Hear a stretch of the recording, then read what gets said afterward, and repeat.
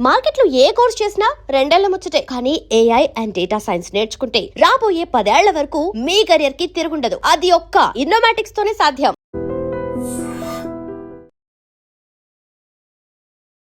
నమస్తే, నేను Kavitha. Welcome to I Dream News and నిజాలు.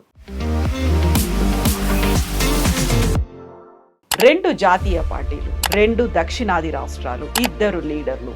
దేశమంతా ఈ ఇద్దరు గురించే మాట్లాడుకుంటోంది. అందులో ఒకరు డికే శివకుమార్, ఒకరు అన్నామలై. కాంగ్రెస్ పార్టీ తరఫున సీఎంగా డికే శివకుమార్ ఇప్పుడు ప్రమాణ స్వీకారం చేయబోతుంటే, అన్నామలై బీజేపీకి రిజైన్ చేసినట్టుగా అనౌన్స్ చేశారు. రేపు ఆయన బర్త్డే, ఒక పార్టీని కూడా స్థాపించబోతున్నారు అనేటువంటి వార్తలు వస్తున్నాయి. ఈ ఇద్దరు వ్యక్తులు ఎందుకంత కీలకంగా మారారు? నెక్స్ట్ రాబోయేటువంటి రాజకీయాలు దక్షిణాదిలో ఎలా ఉండబోతున్నాయి? జాతీయ పార్టీలు వీటిని ఎలా ట్యాకిల్ చేయబోతున్నాయి? భవిష్యత్తు వైపు ఎలా చూస్తున్నాయి? మనతో పాటుగా ఉన్నారు సీనియర్ జర్నలిస్ట్ సురేష్ కొచ్చతిల్ గారు. సార్ నమస్తే. సో ఫస్ట్ అన్నామలై గురించి స్టార్ట్ చేసుకుందాం. ఆయన ఐపీఎస్ ఆఫీసర్, రిజైన్ చేశారు, బీజేపీలో వచ్చి జాయిన్ అయ్యారు. 3% నుంచి కాస్త 11% వరకు దాన్ని అక్కడ ఉన్నటువంటి ఓట్ల శాతాన్ని తీసుకెళ్లారు. కాకుంటే ఏఐడిఎంకి ఒప్పుకోలేదు కాబట్టి ఆయన పక్కన పెట్టారు అనుకున్నప్పుడు, అంతకుముందు 5 ఎమ్మెల్యేలు ఉన్నది కాస్త 1కి పడిపోయింది. బట్ ఈ ఫ్రస్ట్రేషన్, సఫికేషన్ ఇవన్నీ చూసిన తర్వాత ఫైనల్గా ఆయన రిజైన్ చేసేశారు. నెక్స్ట్ ఏముండబోతుంది? ఆయన స్ట్రాటజీ ఎలా ఉంది అసలు? అన్నామలై గారు నేను ఒక 2 సంవత్సరాల ముందు చెన్నైలో పార్టీ ఆఫీస్లో కలిశాను ఫస్ట్ టైం. దానికన్నా ముందు పార్టీ మీటింగ్స్లో కలుస్తుంటే, కానీ చాలా పెద్ద క్రౌడ్ ఉంటుండే. కానీ 1-to-1గా నేను టైం అడిగాను, 5 నిమిషాలు ఇచ్చారు నాకు. 1.5 సేపు మాట్లాడారు, 1.5 hours. So much so that L Murugan గారు రూమ్లో కూర్చున్నప్పుడు ఆయన కూడా బయటికి వెళ్ళమని చెప్పారు. ఆయన ఐ ఫెల్ట్ వెరీ బ్యాడ్, ఎందుకంటే ఆయన యూనియన్ మినిస్టర్, ఆయన్ని బయటికి వెళ్ళండి, నేను సురేష్తో మాట్లాడుతానని చెప్పారు. ఫస్ట్ చైర్ మేమిద్దరు ఆపోజిట్గా కూర్చొని, తర్వాత ఆయన చైర్ తీసుకొచ్చి ఇటువైపు కూర్చొని పక్కన మాట్లాడారు. క్లారిటీ ఆఫ్ థాట్ అనేది ఇస్ ఆసమ్. ఎందుకంటే అన్నామలై గారు నేను ఫస్ట్ కలిసింది ఆయన ఎస్పీగా ఉన్నప్పుడు ఉడిపిలో, when you was an IPS officer, SP Udupi. దాంట్లో నా కూతురు చదువుతున్న మణిపాల్ యూనివర్సిటీ దాని కింద వస్తుంది ఉడిపిలో. అక్కడ పెద్ద ప్రాబ్లం ఉండే. ఒకటి, రెస్టారెంట్స్ అంతా రాత్రి 3-4 గంటల దాకా ఓపెన్ ఉంటుండే. పిల్లలందరూ ఆ టైంలో వచ్చి డిన్నర్ చేస్తారు, లేట్ నైట్ స్టడీకి అంతా. ఒక 2-3 ఘటనలు జరిగింది అక్కడ.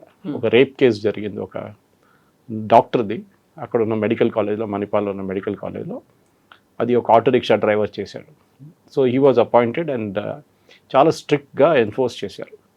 దట్ ఈస్ ఆఫ్టర్ 12 o'clock, 12:30 ఒక్క రెస్టారెంట్ కూడా ఓపెన్. అది మణిపాల్లో కల్చరే లేదు. మణిపాల్లో మినిమం 3-4 గంటల దాకా నడుస్తుంటుంది రెస్టారెంట్స్ అని. సో సడన్గా వీళ్ళందరూ స్టూడెంట్స్ అందరూ ప్రొటెస్ట్ చేశారు. మణిపాల్ యూనివర్సిటీ షట్ డౌన్ మోడ్కి వెళ్ళిపోయింది. కానీ మన అన్నామలై గారిని సపోర్ట్ చేసింది మోహన్ దాస్ పై గారు, is chairman of Manipal education. ఈ సెడ్ యూ డూ ఇట్. అక్కడ ఇంకో డ్రగ్స్ ఇష్యూ ఉండే, అది ఒక పాతది, అది కూడా ట్యాకిల్ చేశారు చాలా స్ట్రిక్ట్గా.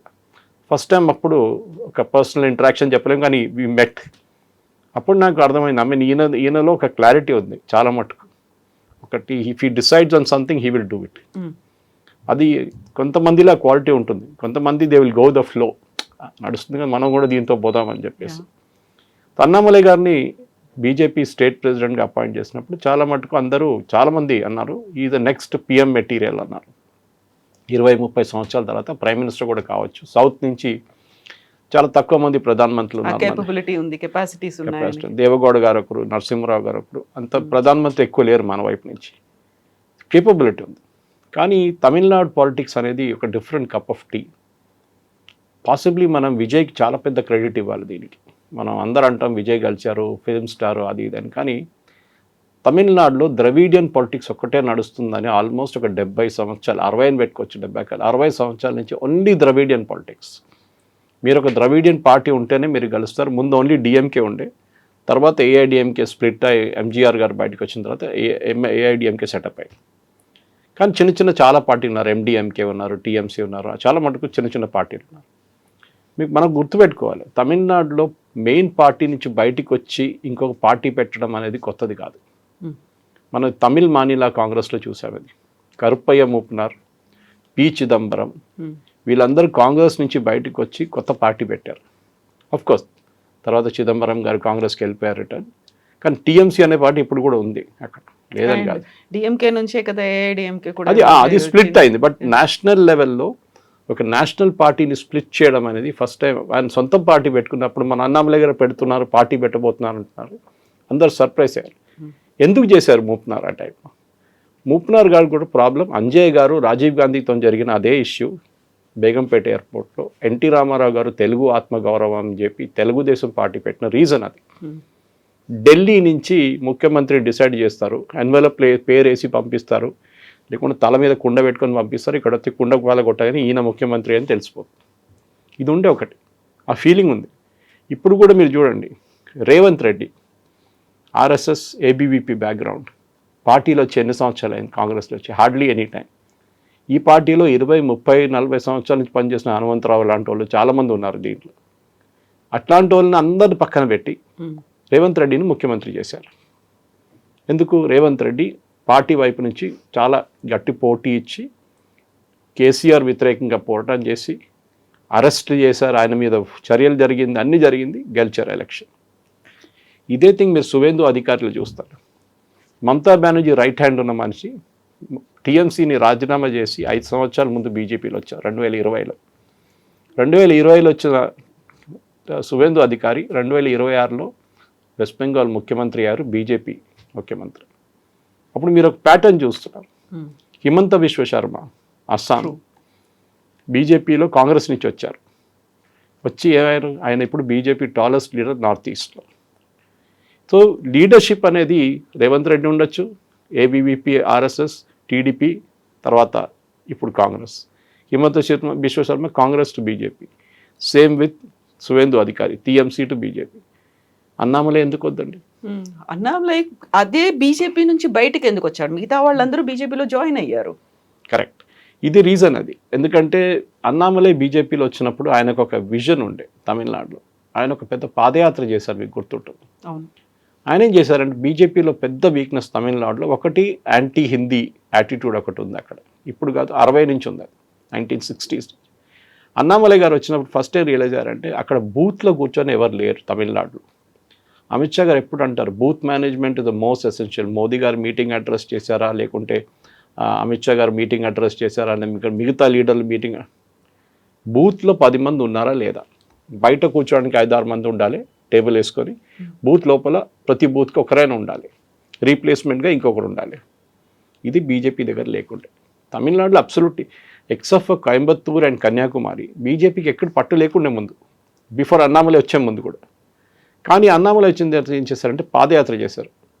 ఆయన నార్మల్ పొలిటీషియన్ లాగా, ఫర్ ఎగ్జాంపుల్ మీరు ఒక విలేజ్కి వెళ్ళారు మదురై దగ్గర, విలేజ్ అంతా టూర్ చేసి ఒక 10-20 విలేజ్లు కవర్ చేసిన తర్వాత మళ్ళీ మీరు మదురైలో వచ్చి ఒక హోటల్లో ఉంటారు. ఈయన అట్లా కాదు, ఈయన అదే ఊర్లో ఏదో ఒక ఊర్లోనే అక్కడే ఉంటారు అనమాట. సో ఒక కనెక్ట్ ఎస్టాబ్లిష్ అయింది కాడర్స్తో, వాళ్ళు ఎక్సైట్ అయిపోయారు. అదే ఎక్సైట్మెంట్ మీరు విజయ్ వచ్చినప్పుడు చూశారు. ఆఫ్కోర్స్ ఆయన ఒక ఫిలిం స్టార్, కానీ అన్నామలై కూడా ఫిలిం స్టార్ కన్నా తక్కువ కాదు. ఆయనకు ఒక ఆరా ఉండే ఆయనకి. నాకు గుర్తుంది ఒకసారి BJP national executive committee meeting నడిచింది ఇక్కడ హైదరాబాద్లో 2 సంవత్సరాల ముందు. శంషాబాద్ ఎయిర్పోర్ట్లో ఒక రిసెప్షన్ పెట్టారు కమిటీ, వీళ్ళందరినీ రిసీవ్ చేయడానికి ఒక పెద్ద సెటప్ చేశారు అక్కడ, ఒక హోటల్ లాగా, చిన్న హోటల్ లాగా. అదే రిసెప్షన్ ఇన్కమింగ్ ఫ్లోర్లో అన్నామలై గారు వచ్చినప్పుడు మిగతా అందరూ వచ్చిన షేక్ హ్యాండ్ చేసి బొక్కే ఇచ్చి తీసుకెళ్ళటం. అన్నామలైని క్రౌడ్, యంగ్ క్రౌడ్ అక్కడి నుంచి ఆయన వాళ్ళ భుజం మీద ఎత్తుకెళ్ళారు బయటికి. What is the difference? అది నేను మిగతా ఎవరి దాంట్లో చూడలేదు. ఒక స్టార్ కేపబిలిటీ ఉంది ఆయనకి. ఇక్కడ వచ్చి మాట్లాడినా కానీ, తమిళనాడు మాట్లాడినా కానీ, ఆంధ్రాలో, తెలంగాణలో his clarity is very clear. ఆయనకు ఒక అడ్వాంటేజ్ ఏంటంటే, ఒకటి డిసిప్లిన్. ఒక ఐపీఎస్ ఆఫీసర్గా వచ్చిన దానికి ఒక డిసిప్లిన్ ఉంది. ఏ పని చేసినా కానీ టైమ్లీ చేస్తారు. సో ఇదే ఆయన బూత్ చేస్తే, ఆయన ప్రతి బూత్లో తమిళనాడులో ప్రతి కాన్స్టిట్యున్సీలో 10 మందిని సెలెక్ట్ చేసి ట్రైనింగ్ ఇచ్చారు. ఆయన డైరెక్ట్ కాదు, ఇండైరెక్ట్గా ట్రైనింగ్ ఇప్పించారు వాళ్ళకి. ఇది బీజేపీ స్ట్రెంగ్త్ ఉంటే, మీరు చెప్పిన 11%, 13% బీజేపీ ఎందుకు వెళ్ళిందంటే ఇదే రీజన్. అక్కడి నుంచి ఈ ఏఐడిఎంకి అయితే పొత్తు ఎందుకు పెట్టుకున్నారో ఎవరికి అర్థం కాదు. ఏఐడిఎంకి ఏం వాల్యూ ఇస్తారు బీజేపీకి? దీనికన్నా ముందు కూడా మనం చూసాం, బీజేపీతో పొత్తు పెట్టుకున్నప్పుడు బీజేపీకి వాల్యూ రాలేదు. అది కాంగ్రెస్ కూడా అదే ప్రాబ్లం. ఒక టైంలో కరుణానిధి బీజేపీ లీడర్స్తో చాలా క్లోజ్ ఉన్నారు, బీజేపీతో అలయన్స్లో ఉన్నారు డిఎంకే. అప్పుడు ఏఐడిఎంకే సపరేట్గా ఉన్నారు, తర్వాత ఏఐడిఎంకే కలిసారు జయలలిత టైం నుంచి. ఇది జరగట్లేదు. సో అన్నామలైకి తెలిసిపోయింది ఏంటంటే, అక్కడ బీజేపీకి గ్రో కావడం అంటే తమిళనాడులో పెరగడానికి ఛాన్సెస్ ఎక్కువ లేదు. ఒకటి వాళ్ళ దగ్గర ఒక వాళ్ళ వ్యతిరేకంగా ఒక యాంటీ హిందీ మూవ్మెంట్, ఏదైనా చెప్పంగానే స్టాలిన్ అండ్ ఈవెన్ ఈపీఎస్ కూడా ఒక టైంలో చెప్పేటోళ్ళు వీళ్ళందరూ హిందీ పార్టీ, ఢిల్లీ నుంచి వచ్చిన వాళ్ళు, ఉత్తర భారతదేశానికి చెందిన పార్టీ. యాజ్ ఇట్ ఈస్ తమిళనాడులో యాంటీ హిందీ సెంటిమెంట్ చాలా ఉన్నాయి. మనలా కాదు, తెలంగాణలో ప్రాబ్లం లేదు మనకి, అక్కడ ఉంది. ఇప్పుడు కాదు, 60s నుంచే బ్యాంక్ మీద రాసిన బోర్డు హిందీలో ఉంటే దాన్ని టార్ కొట్టేస్తారు. రైల్వే స్టేషన్కి వెళ్ళి హిందీ పేరు ఉంటే దాన్ని బ్లాక్ పెయింట్తో కొట్టేస్తారు. ఇదంతా జరుగుతుండే. సో ఇప్పుడు కూడా అదే. సో నీట్ ఎగ్జామ్ పెట్టినప్పుడు దాని వ్యతిరేకంగా తమిళనాడు కోర్టుకి వెళ్ళారు, ఇంకెవరు వెళ్ళలేదు కోర్టుకి. Only state which vent.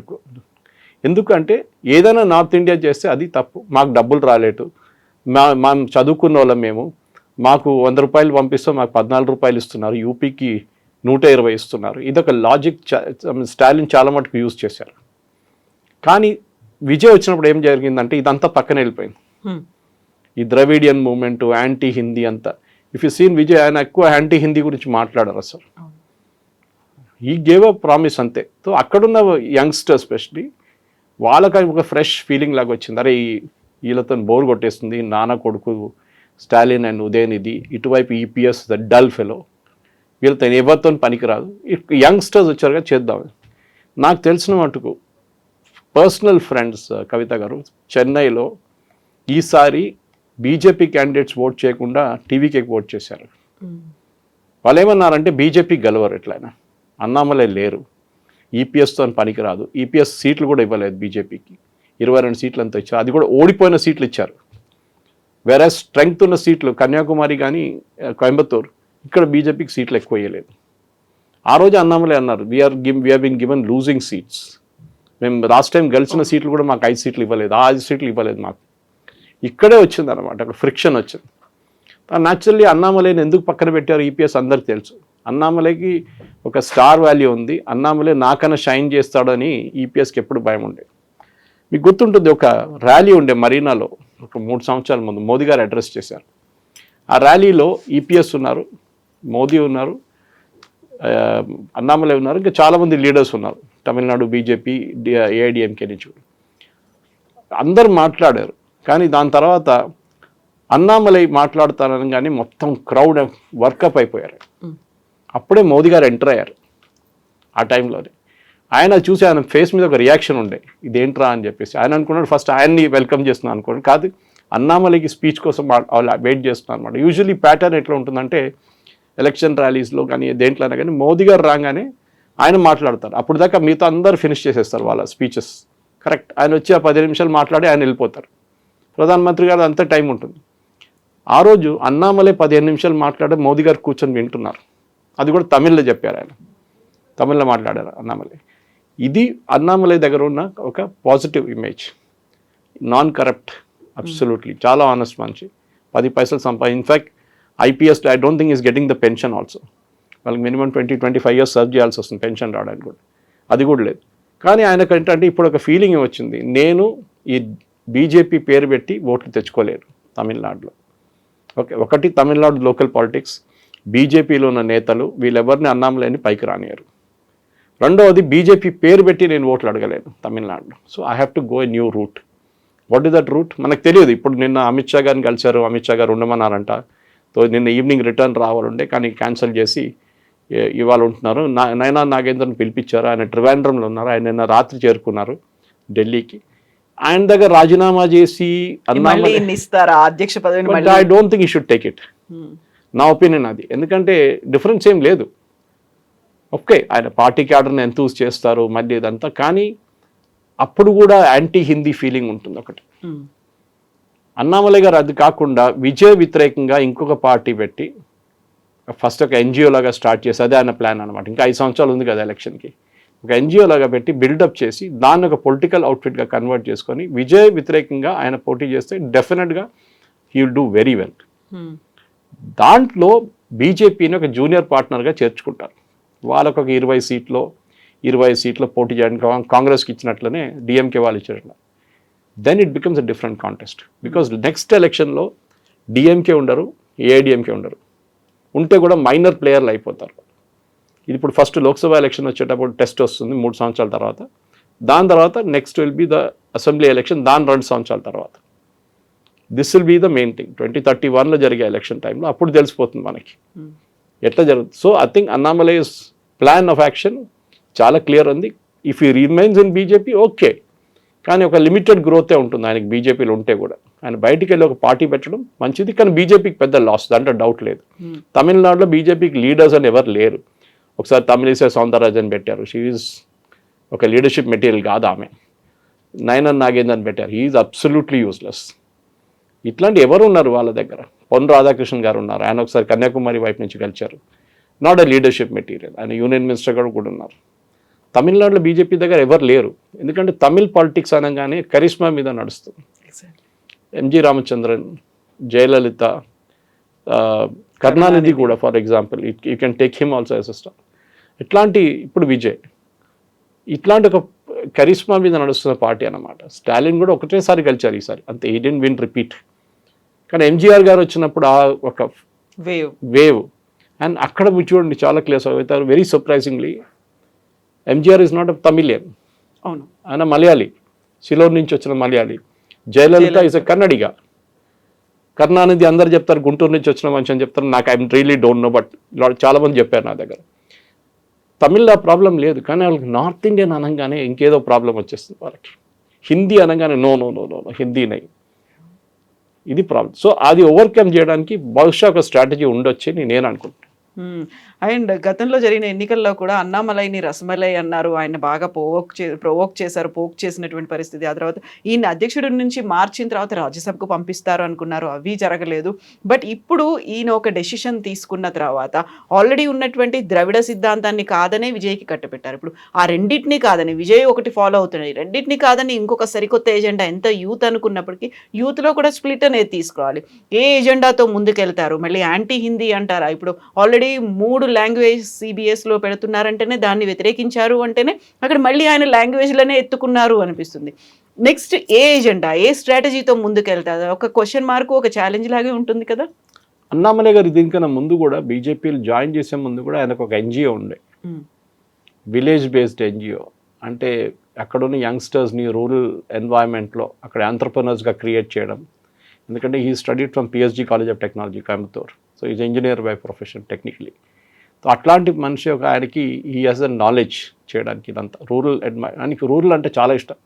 ఆయన అన్నారు, నేను పాలిటిక్స్లో లేకుండా నేను అగ్రికల్చర్ చేస్తాను, మా ఫాదర్ వాళ్ళందరూ ఒక ఫార్మింగ్ కమ్యూనిటీ నుంచి వస్తారు వాళ్ళు, సో రైతుగా ఉండి నేను అదే పని చేస్తాను అని చెప్పారు. సో బహుశా ఆయన అదే ఎన్జిఓని రివైవ్ చేస్తారేమో మళ్ళీ ఇంకోసారి, రివైవ్ చేసి అక్కడి నుంచి ఒక పొలిటికల్ అవుట్ఫిట్గా మార్చుకుంటారు. ఎస్, మొన్న జరిగినప్పుడు 3 లాంగ్వేజ్ పాలసీ గురించి మాట్లాడను, అన్నామలై క్రిటిసైజ్ చేసి చాలామంది ఇదేంటి అన్నామలై క్రిటిసైజ్ చేస్తున్నారు, మోదీ గవర్నమెంట్ తీసుకొచ్చిన పద్ధతి కదా. తమిళనాడులో అది పనికొస్తుంది.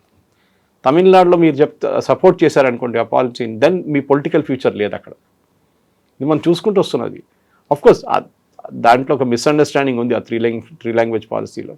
అది యాక్చువల్ తమిళ్కి బెనిఫిషియల్, కానీ అక్కడున్న పొలిటీషియన్స్ అట్లా చూడరు కదా. వాళ్ళు దాని నుంచి ఏమైనా మోదీ తీసుకొచ్చారు కదా పద్ధతి, సో దీన్ని వ్యతిరేకించాలి, అదొక పాలసీ. కానీ నాకు అన్నిటికంటే ఎలక్షన్లు ఏం నచ్చిందంటే ఒక విజయ్ గెలిచారు అదొకటి, కానీ ద్రవిడియన్ మూమెంట్, ఇప్పుడు దాకా మనం అనుకున్న ద్రవిడియన్ మూమెంట్ని ఎవరు ముట్టలేరు. It's a part of Tamil culture అనుకున్నాం. ఈవి రామస్వామి నాయక టైం నుంచి అన్నాదురై కరుణానిధి స్టాలిన్, ఇది నడుస్తుంటే వస్తుంది. అది in between Jayalalitha and MGR also వాళ్ళు they kept that thing, Dravidian politics, all India ద్రవిడం ఉండేట కడహం. సో అది ఉంది, వాళ్ళు ద్రవిడ ఉండేట కడహం అని ఉంది. సో డెఫినెట్గా ఐ థింక్ అన్నామలై గారికి ఇప్పుడు ఆ పొలిటిక్స్ ఎట్లా ఆడాలని అర్థమైపోయింది. బహుశా ఆయన ఫస్ట్ టైం పార్టీకి వచ్చినప్పుడు, ఆయన గ్రీన్ హార్న్గా ఉన్నప్పుడు పాలిటిక్స్ అనేది ఎట్లా ఆడాలని ఆయనకు అర్థం కాలేదు. ఇప్పుడు ఆయన అర్థం చేసుకున్నారు. ఎస్, తమిళ్లో ఉన్నప్పుడు తమిళనాడు లాగా మాట్లాడారు, ఇంగ్లీష్లో చెప్తారు when you are in Rome do as the Romans do అని. దిస్ ఎగ్జాక్ట్లీ ఇప్పుడు అదే చేస్తున్నారు. అండ్ చూద్దాం, మనం ఇంకా డిసైడ్ కాలేదు. As we are recording this program మనకు తెలియదు బహుశా ఏం డిస్కషన్ జరగబోతుందో. సాయంత్రం దాకా రిజైన్ చేస్తారా, లేకుంటే ఆయన మళ్ళీ ఉండిపోతారా పార్టీలో, ఏమైనా కానీ ఐ థింక్ బీజేపీ ఆయన్ని ఒకసారి రికగ్నైజ్ చేస్తే ఆయన్ని అక్కడ ఉంచండి, మళ్ళీ యూజ్లెస్ లీడర్స్ని తీసుకురాకండి. నయనార్ నాగేంద్రను, తమిళిసై సౌందరరాజన్, అబ్సల్యూట్లీ యూస్లెస్. కావాలంటే ఇంకా కొంతమంది యంగ్స్టర్స్ని తీసుకురండి పార్టీలో. కేరళలో చూడండి, ఏకే యాంటనీ కొడుకు బీజేపీలో ఉన్నారు, Antony young leader from the Christian community బీజేపీలో ఉన్నారు. ఇప్పుడు అడగొచ్చు వీళ్ళందరూ క్రిస్టియన్ బీజేపీలో ఏం చేస్తున్నారు కేరళలో? They are building the next generation. ఇప్పుడు కాకపోతే 20 సంవత్సరాల తర్వాత వీళ్ళు లీడర్గా తయారవుతారు. సువేందు అధికారి, హిమంత బిశ్వ శర్మ, యోగి ఆదిత్యనాథ్, దేవేంద్ర ఫడ్నవీస్ వీళ్ళందరూ బీజేపీలో నెక్స్ట్ జనరేషన్ లీడర్స్. దాంతో ఇంకో పేరు కూడా మనం యాడ్ చేసుకోవచ్చు, అన్నామలై. ఇప్పుడు కర్ణాటక కాంగ్రెస్ డికే శివకుమార్ ఈ రోజు స్వేరింగ్ ఇన్ సెరమనీ అవుతోంది. ముఖ్యమంత్రిగా బాధ్యతలు స్వీకరిస్తారు. 2.5 ఏళ్ల పాటు ఫస్ట్ అనుకున్నారా అనుకోలేదా అఫీషియల్ గా బయటికి రాకపోయినప్పటికీ కూడా సిద్ధరామయ్య ఆయన రిజైన్ చేశారు, డికే శివకుమార్ వస్తున్నారు. నెక్స్ట్ టార్గెట్ అంతా కూడా మళ్ళీ కర్ణాటకని గెయిన్ చేసుకోవాలి అనేది ఒక కాంగ్రెస్ ది ఉంటుంది. దానికి తగ్గట్టుగా డికే శివకుమార్ వర్క్ చేస్తారా? ఒక డెడికేటెడ్ కార్యకర్తగా ఉన్నాడు, డెడికేటెడ్ లీడర్ గానే వర్క్ చేశాడు, అందరినీ కలుపుకున్నాడు అండ్ ఫైనాన్షియల్ గా కూడా బాగా హెల్ప్ సర్న్ఫుల్ చేసి అలాంటి పర్సన్ ఇప్పుడు సీఎం అవుతున్నారు అంటే ఎలా ఉండబోతుంది కాంగ్రెస్కి? అక్కడ కాంగ్రెస్కి ఏ ప్రాబ్లం వచ్చిందంటే ఒకటి క్యాస్ట్ పాలిటిక్స్, అది కర్ణాటకలో ఉంది, మన ఆంధ్ర వైపు ఉంది, తెలంగాణలో అంత లేదనుకోండి. కానీ తమిళనాడు కేరళలో అంత caste is not a big equation. Vokkaliga Lingayat వీళ్ళిద్దరు నడిమిట్లోనే ముఖ్యమంత్రి పొజిషన్ వేరీ అవుతుంది. నిజలింగప్ప గారి టైం నుంచి దేవరాజర్స్ బ్యాక్వర్డ్ క్లాస్ మినిస్టర్ వచ్చినప్పటికీ నడిమిట్లో చాలా మటుకట్టు జరిగింది. Ramakrishna Hegde possibly the only non BJP ఆ టైంలో ఉన్న నాన్ కాంగ్రెస్ ముఖ్యమంత్రి గారు వచ్చారు ఆయన. కర్ణాటకలో మీకు తెలిసిన 3 ముఖ్యమంత్రులే కంప్లీట్ చేశారు. ఒకటి దేవరాజర్స్ కానీ, నిజలింగప్ప కానీ, దాని మన సిద్ధరామయ్య గారు ఫస్ట్ టర్మ్ 2013-2018 36 ముఖ్యమంత్రులు ఉన్నారు ఇప్పుడు దాకా కర్ణాటకలో. సో కర్ణాటకలో ముఖ్యమంత్రిగా తక్కువ లేదు. ఓకే, ఎవ్రీ 2-3 ఇయర్స్ ముఖ్యమంత్రి మారుతారు అక్కడ. ఇక్కడ కూడా అదే జరిగింది. ఎందుకంటే ఈ లాస్ట్ టైం ఎలక్షన్ గెలిచిన తర్వాత వీళ్ళ నడిమిట్లో ఒక అగ్రిమెంట్ ఉండే, జెంటిల్మెన్స్ అగ్రిమెంట్. ఇక్కడ తెలంగాణలో కూడా అట్లా ఒక అగ్రిమెంట్ ఉంది, కానీ అది ఇంకో కాంటెక్స్ట్ అది. సో ఈ అగ్రిమెంట్లో 2.5 సంవత్సరాలు సిద్ధరామయ్య గారు ఉంటారు అండ్ 2.5 సంవత్సరాలు డికే శివకుమార్ ఉంటారని ఒప్పుకున్నారు ఆ టైం. డికే శివకుమార్ గారి ప్రాబ్లం ఏంటంటే ఆయనకి ఎమ్మెల్యేస్ ఫాలోయింగ్ ఎక్కువ లేరు, అది సిద్ధరామయ్య గారి దగ్గర ఉంది. కానీ సిద్ధరామయ్య గారి ప్రాబ్లం ఏంటంటే ఆయన కురుబా కమ్యూనిటీ చూస్తారు, which is the backward class community. వాళ్ళకి 7-8% పాపులేషన్లో స్ట్రెంగ్త్ ఉంది. ఒక్కలిగాస్ లింగాయట్ డామినేట్ చేస్తారు, కానీ వాళ్ళ పాపులేషన్ స్ట్రెంగ్త్ కొంచెం డిస్ప్యూట్ ఉంది, ఎందుకంటే ఆ క్యాస్ట్ సెన్సస్ కరెక్ట్ కాదని చెప్పి దాన్ని విత్డ్రా కూడా చేశారు. ఎనీవే 17, 18 నుంచి 19 దాకా ఉంటుంది, వీళ్ళదేమో 20 నుంచి 24 దాకా ఉంటుంది. ఒక్కలిగాస్ లింగాయట్స్ అండ్ ఒక్కలిగాస్. ఇప్పుడు హీఈస్ కమింగ్, ఒక్కలిగా ముఖ్యమంత్రిగా వస్తున్నారు డికే శివకుమార్. డికే శివకుమార్ ఎందుకు తీసుకొచ్చారనేది one main reason is Siddaramaiah గారి పర్ఫార్మెన్స్ చాలా మటుకు డిసప్పాయింటింగ్గా ఉంది. ఆయన ఏమైనా పెద్ద పని ఏమైనా చేశారంటే మీరు ఒక్క పాయింట్ కూడా చెప్పలేరు he did this very good thing అని చెప్పేసి. లేదు, ఇండస్ట్రియలైజేషన్ అది ఆల్రెడీ ఉంది, ఐటీ ఆల్రెడీ ఉంది, కొత్తగా ఏం చేశారు? ఏం చేయలేదు. అక్కడ బెంగళూరు చుట్టుపక్కల ఉన్న డిస్ట్రిక్ట్స్ ప్రాబ్లం ఏంటంటే ఒకటి అర్బనైజేషన్ ఇష్యూ చాలా ఉంది, ట్రాఫిక్ అక్కడ మెయిన్ సమస్య. అక్కడున్న ప్రజల ఇన్ఫ్రాస్ట్రక్చర్ గురించి ఏడుస్తున్నారు. ఒక 30 నుంచి 40-45 సీట్ల మీద ఇంపాక్ట్ దీంతో ఉండిపోతుంది. సిద్ధరామయ్య గారు ఇంగ్లీష్లో ఎక్కువ మాట్లాడలేరు, Hindi is not fluent at all. ఈయనకి అదొక అడ్వాంటేజ్ ఉంది, ఒక యంగ్ ఇమేజ్, అంటే 64 ఇస్ స్టిల్ యంగ్. ఆయన న్యాచురల్ డికే శివకుమార్ మీరు చెప్పినట్లు ఒక ఆర్గనైజేషన్ కేపబిలిటీ ఉంది. ఆయన ఒక క్రైసిస్ మేనేజర్గా చూసుకుంటారు. మీరు చూసుంటారు ఎక్కడైనా ఏదైనా స్టేట్లో కాంగ్రెస్లో క్రైసిస్ వస్తే ఆయన పంపిస్తారు. రిసార్ట్ పాలిటిక్స్లో ఛాంపియన్ ఆయన. ప్లేన్లో హైర్ చేసి ఇమ్మీడియట్ కర్ణాటక తీసుకొచ్చి అక్కడ రిసార్ట్లో పెట్టిస్తారు అందరినీ, ఎమ్మెల్యేలు అందరినీ. చేశారు ఆయన, చాలాసార్లు చేశారు ఆయన. సో న్యాచురలీ కాంగ్రెస్ హైకమాండ్కి ఆయన తీసుకురావాలి. కానీ కాంగ్రెస్లో ప్రాబ్లం ఏంటంటే ఢిల్లీలో ప్రాబ్లం ఉంది, అంటే ద ఫస్ట్ ఫ్యామిలీలో ప్రాబ్లం. సోనియా గాంధీకి కర్ణాటక పాలిటిక్స్లో ఇంట్రెస్టే లేదు అసలు, రాహుల్ గాంధీకి ఉండే. అండ్ డికే శివకుమార్ రాహుల్ గాంధీకి ఎప్పుడు పడదు. మీకు గుర్తుంటుంది లాస్ట్ వీక్ పోయిన వారంలో డికే శివకుమార్ గారు 3 రోజులు ఢిల్లీలో ఉన్నారు, రాహుల్ గాంధీని కలవడానికి వచ్చారు. రాహుల్ గాంధీ కలవలేదు. బహుశా దీనికన్నా ముందు కూడా మనం మాట్లాడాం దాని గురించి. 3 రోజులు కలవకుండా అక్కడే ఉన్నారు ఆయన. లాస్ట్లో వెళ్ళిపోదాం అనే ముందు లాస్ట్ ట్రైగా ప్రియాంక వాద్రాకి ఫోన్ చేస్తే ఆమె చెప్పింది ప్లీజ్ కమ్ అలాంగ్, మాట్లాడి ఇది ప్రాబ్లం ఉంది మేడం చేపియాలి. నాకు అష్యూరెన్స్ అప్పుడు ఇచ్చారు నన్ను ముఖ్యమంత్రి చేస్తారని, చేయట్లేదు. కోర్స్ దాంతోపాటు అక్కడ ఉన్న మఠాల పీఠాధిపతులు వాళ్ళ ఫోన్ కాల్ అన్నీ రావడం మొదలుపెట్టి ప్రెషర్ బిల్డప్ అయింది ప్రియాంక మీద. She approved it, Rahul Gandhi approve చేయలేదు. తర్వాత కలిశారు, శివకుమార్ వచ్చి ఫోటో కూడా తీసుకొని ట్వీట్ కూడా చేశారు మై లీడర్ అని చెప్పేసి. కానీ ప్రాబ్లం ఏంటంటే కర్ణాటకలో ఈ అక్కడున్న పాలిటిక్స్లో చాలా మట్టుకు డీకే శివకుమారే నడిపిస్తున్నారు. బ్యాక్ రూమ్ బాయ్ అంట, మన చంద్రబాబు నాయుడు గారు ఎన్టీ రామారావు గారితో ఎట్లా ఉన్నారు అదే బ్యాక్ రూమ్ బాయ్లో డీకే శివకుమార్ ద ఛాంపియన్. ఇప్పుడు ఒక యాంటీ ఇన్కంబెన్సీ బిల్డప్ అయింది. ఇంకా ఒక 2 సంవత్సరాలు ఎలక్షన్ రాబోతుంది. ఏం చేస్తారు? బిగ్ ఛాలెంజ్ కాంగ్రెస్కి.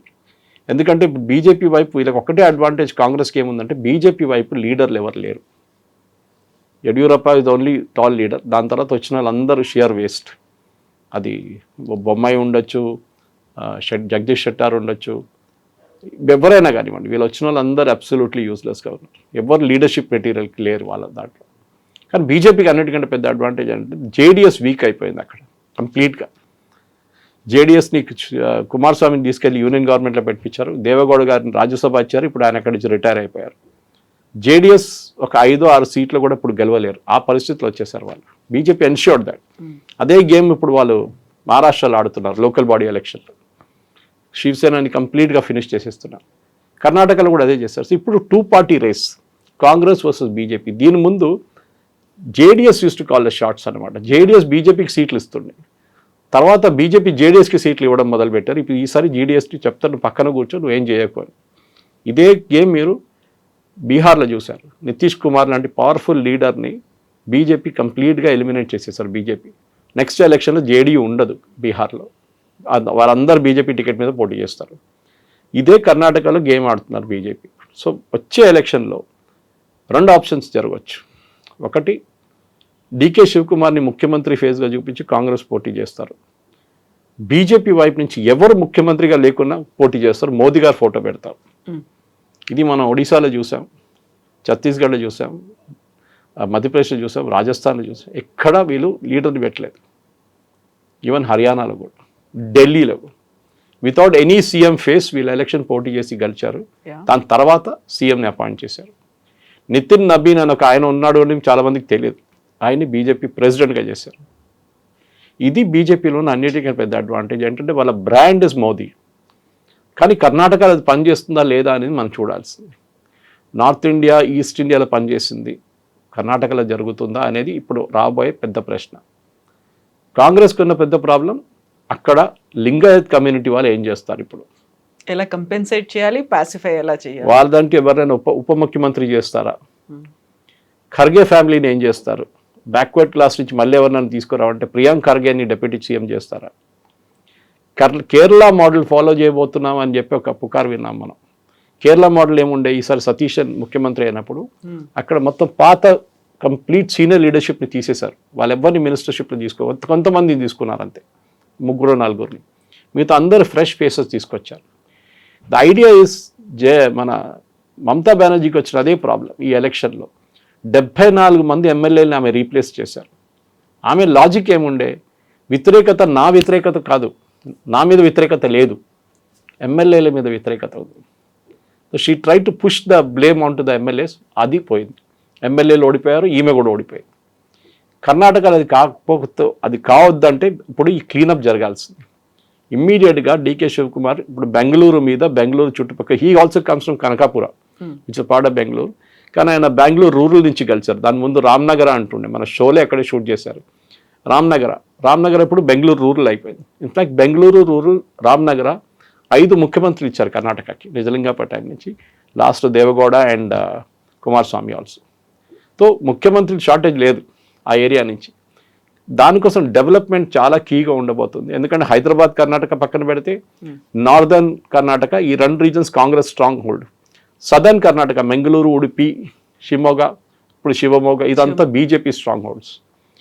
ఏం జరుగుతుంది ఈసారి బీజేపీ వైపు నుంచి, ఎవరిని ఫ్రంట్లో పెడతారో ముఖ్యమంత్రి ఫేస్గా, లేకుండా ఎవరిని పెట్టకుండా it will be Modi versus rest of the Congress party. ఎందుకంటే ఎలక్షన్ అనేది ఇప్పుడు నెక్స్ట్ 1.5 yearలో స్టార్ట్ అయిపోతుంది ప్రాసెస్. సో శివకుమార్ గారికి చాలా తక్కువ టైం ఉంది ఇప్పుడు ఇది కంప్లీట్ సెట్ రైట్ చేయడానికి. ఆయన కొత్త పథకాలు అనౌన్స్ చేస్తా అంటున్నారు. ఆ పాత పథకాలే ఇంప్లిమెంట్ చేయలేదు, ఇంకా డబ్బులు లేవు, అప్పులు తీసుకున్నారు. సో చాలా మటుకు క్రైసిస్ ఉన్నాయి. కానీ he's a crisis man. So మనం ఒక టైం ఇద్దాం, హనీమూన్ పీరియడ్ ఉంటుంది, ఒక 6 నెలలు కాకపోతే 3 నెలలు హనీమూన్ ఉంటుంది. దాని తర్వాత క్వశ్చన్స్ విల్ బీ స్టార్టెడ్. ఏం చేస్తున్నారు, మీరు ఏం చేయబోతున్నారు అని ప్రశ్నలు అడుగుతారు ప్రజలు. Yes, sir. Thank you so much, sir. Thank you.